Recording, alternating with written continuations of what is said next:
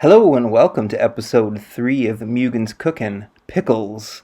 Today we're going to make some pickles. It's going to look like this at the end of the show. But first we need to dive deep into the ripples of pickles in popular culture. And we're going to have to go all the way back to ancient Egypt, to Cairo, to 2400 BC, where the ancient Egyptians used pickles to keep their sandwiches crunchy. That has been the only use of pickles for nearly 5,000 years. Skip a bit.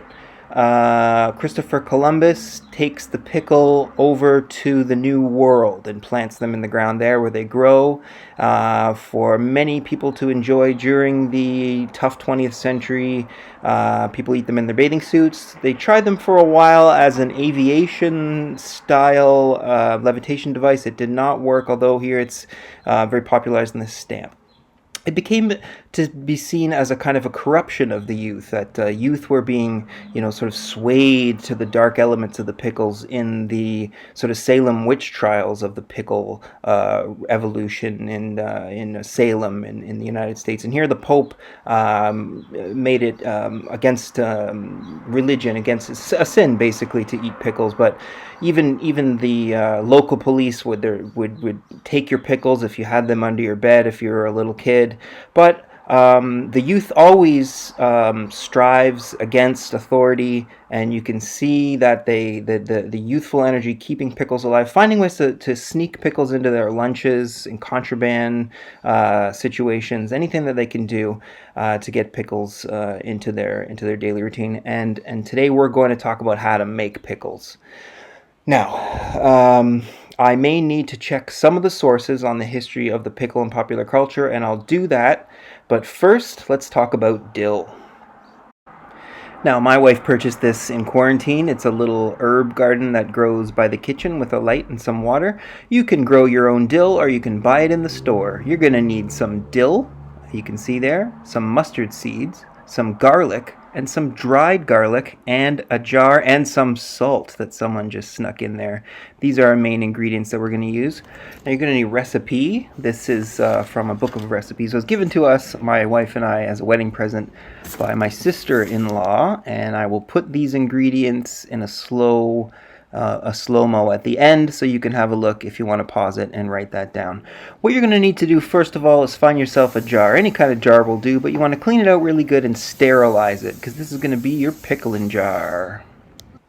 Now the brine is made up of water and vinegar and a little bit of salt. So we want 1 cup of water to start with.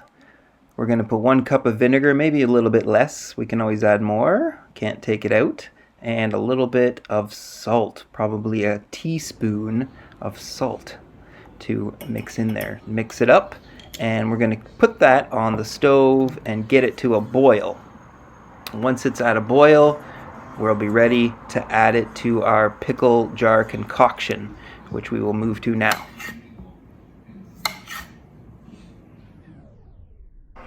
So you want to take the ends off your pickles and slice them into 4s. That is the standard pickle size.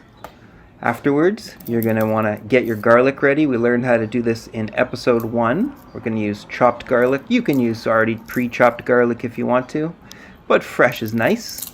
We're going to prepare our garlic in the same way that we learned in episode 1, getting the little pods ready, crushed and chopped.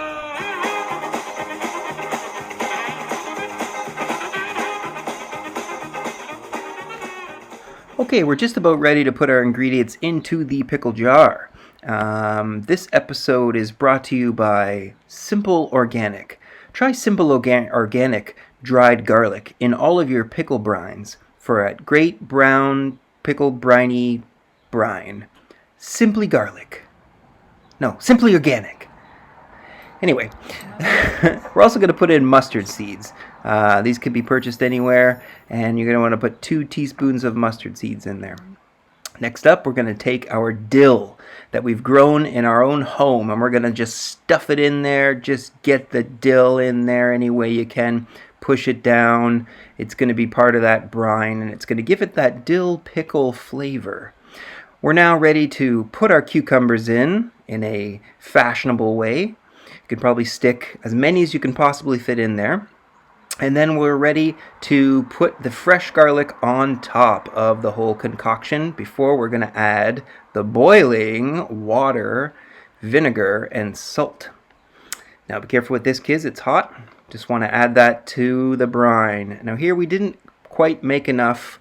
We only got halfway through. So we're going to double and put 2 cups of water, 2 cups of vinegar, and a little bit of extra salt. My wife is also adding sugar here to the end to give it a little bit of a sweet taste. Now, I'm against this, but she insists, so what am I going to do, right?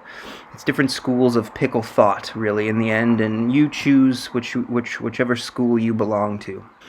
And that did it. We filled up the jar with the brine. It's looking good. You can't put the lid on right away. You want to let it cool a little bit.